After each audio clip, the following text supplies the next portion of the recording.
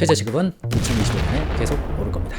시간을 안 지키는 직원에게 너 뭐 시간 관리 왜 똑바로 못하냐, 너 뭐 자기 관리가 안 되냐, 이런 쪽으로 가지 마시고 다음에는 기한 반드시 지켜주세요. 행동을 계속 요구하셔야 됩니다. 있는 그대로의 사실로. 최저시급의 적용 범위는 근로자를 사용하는 모든 사업 혹은 사업장이다 입니다. 최저시급의 적용 대상은 사용자입니다. 그래서 근로자가 최저시급 못 받았다고 근로자 너 감옥 가 이런 거 없습니다. 이런 거 없어요. 최저시급 안 줬다 그러면 사용자에게 너 감옥 가 이게 있습니다. 선언법 뭐 가족 근로자 이런 거는 제외다. 이 정도는 알아두시면 되고 최저임금에게 모두가 줘야 된다 이렇게 보시면 됩니다. 최저임금 딜레마라고 그러죠. 긍정 효과가 뭡니까? 근로자의 소비가 증가하죠. 근로자의 소비가 증가하면 기업 생산량이 증가하죠.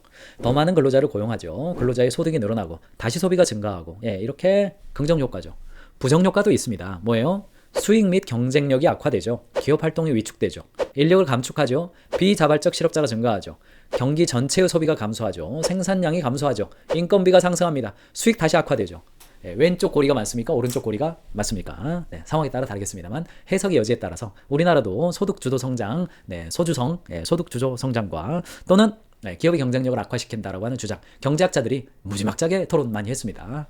계속해서 오를 겁니다. 최저임금 계속해서 오릅니다. 내부 자원을 어떻게 잘 활용하는 것인지가 굉장히 중요합니다.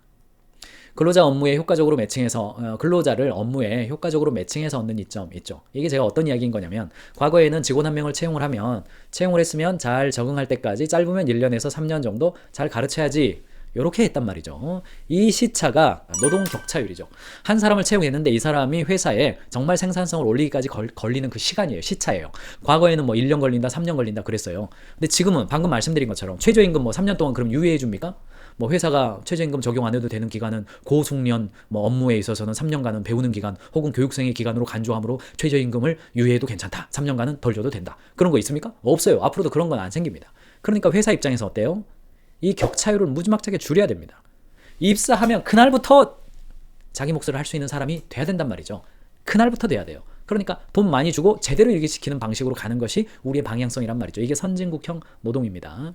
그래서 매칭이 굉장히 중요해졌습니다. 재무성과, 고용유지율, 변화를 예측, 인력 니즈에 민첩하게 반응하는 것, 혁신의 기회고도 증가하고 근로자 참여 및 웰빙도 증가한다. 딜로이트 2023년 글로벌 인적자본 트렌드 서베이에서 나왔어요. 딜로이트도 뭐 글로벌 컨설팅 기관이잖아요. 거기에서도 계속해서 어떤 이야기를 하냐면 대한민국 사회의 노동 형태, 근로의 형태가 이 베스팅 기간, 이 격차율이 쭉 기는 게 아니라 좁혀져야 됩니다. 입사하자마자 바로 자기 일을 할 수 있는 단계. 입사한 지 얼마 안 됐는데 그 정도 요구하기는 어려워요. 아닙니다. 그 정도 돈 주고 있잖아요. 그 정도 돈 주고 있기 때문에 거기에 걸맞는 그 정도 돈 주고 있잖아요가 굉장히 위험하게 들릴 수 있는데 어쨌든 나의 지불 여력에 있어서 지급하고 있기 때문에 바로 결과를 요구하는 겁니다. 직무 중심도 중요합니다만 직무 중심에서 역량 중심으로 이동해야 한다. 역량이라고 하는 것은 받고 있는 연봉과 그 사람이 가진 직급과 개인의 성과를 일치시켜 가기 위해서 계속해서 노력하는 겁니다. 개인이나 어떤 그 사람이 입사해서 어떤 역량을 계속해서 갖추고 있는가. 역량이라는 단어가 뭡니까? 역량, 뭐 내성적이다. 왜요? 이거 아닙니다. 역량이라고 하는 것은 행동입니다. 행동.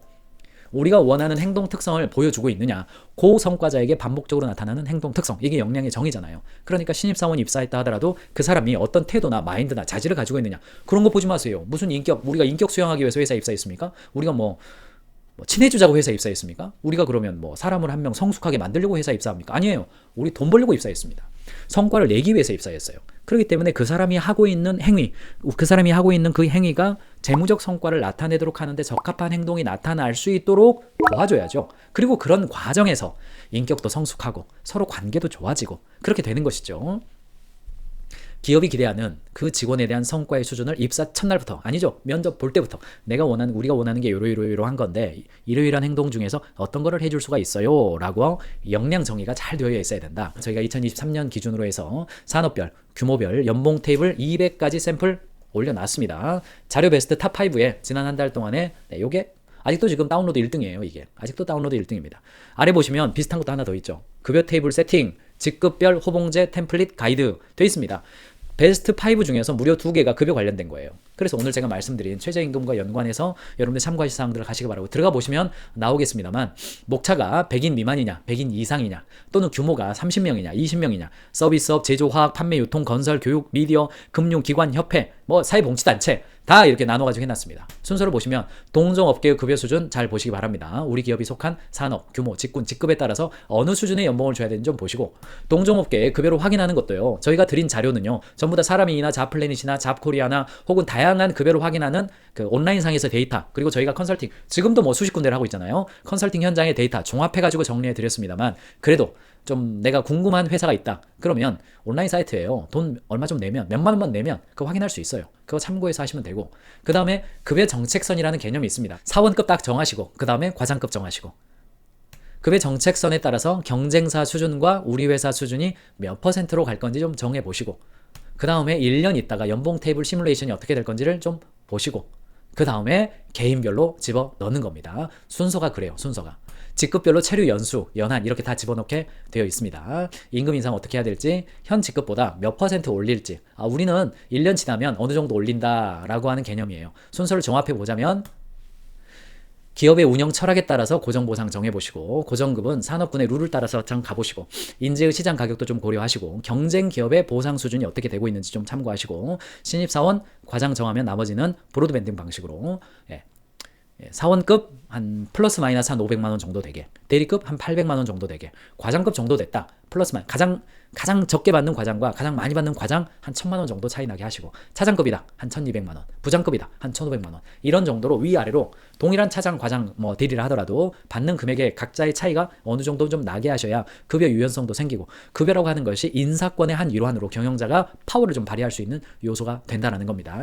사랑하는 경영자 여러분, 최저시급은 2025년에 계속 오를 겁니다.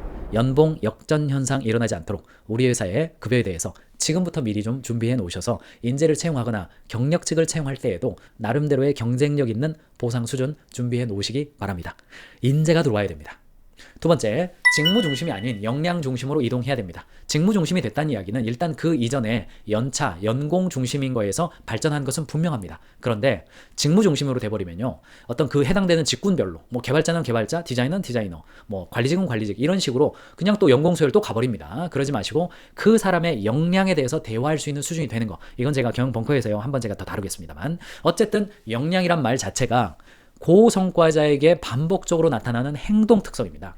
태도, 인격, 자질, 물론 행동은 태도, 인격, 자질이라고 하는 뿌리에서 나오는 것이 분명합니다. 그러나 경영자가 직원들을 바라보고 직원들이 상호간에 바라봤을 때 그 사람의 태도, 인격, 자질을 이야기하는 건 굉장히 어렵습니다. 이거는 현실적으로 어려워요. 자식도 내 맘대로 안 되는 것이 오늘날인 거죠. 그렇기 때문에 게다가 요즘은 직장 내 괴롭힘 금지법 내지는 차별금지법 내지는 채용 절차법, 수많은 현행법들이 개인의 인격이나 태도나 자질에 대해서 말하는 것들 있죠. 이런 것들을 차별이나 혹은 차별이나 혹은 괴롭힘으로 간주합니다. 심리적 괴롭힘으로 간주해버립니다. 그렇기 때문에 그런 이야기 했다가는 그냥 뭐 블라인드 올라오고 자플래닛에 올라오는 거는 두 번째고요. 실정법 위반의 가능성이 있어요. 그러니까 경영자가 직원에게 할 수 있는 최대치는 뭐냐? 행동 이야기하는 거예요. 행동 이야기하는 겁니다. 시간을 안 지키는 직원에게 너 뭐 시간 관리 왜 똑바로 못하냐? 너 뭐 자기 관리가 안 되냐? 이런 쪽으로 가지 마시고, 내가 원하는 것은 기한을 잘 지키기로 원해요. 기한 잘 지켜주길 바랍니다. 다음에는 기한 반드시 지켜주세요. 행동을 계속 요구하셔야 됩니다. 있는 그대로의 사실로. 이거를 기준으로 연봉도 책정하고 승진도 책정하고 그렇습니다. 우리가 품성이나 태도, 인격, 자질이 중요한 이유가 뭐예요? 그것이 행동의 기반이 되니까 그것이 중요한 것이지, 결국은 행동으로 나타나는 겁니다. 말에 있질 않죠. 행동에 있습니다. 그래서 역량 중심 보상 시스템, 요거 여러분들이 컨셉을 지금부터 좀 가지시고요. 저희 가인지 캠퍼스도 이 주제로 해서 조금 클래스도 발행을 할 거고, 보다도 전문가도 모시고, 경영 벙커에서도 아침에 방송이니까 아침에 통상 뭐랄까 이동해서 듣는 분이 많이 있기 때문에 저는 아침에는 좀 쉽게 간단하게 말씀드리려고 노력합니다만, 어쨌든 역량 중심 급여 시스템 이동해야 됩니다. 컨셉만 오늘은 가지시기 바랍니다.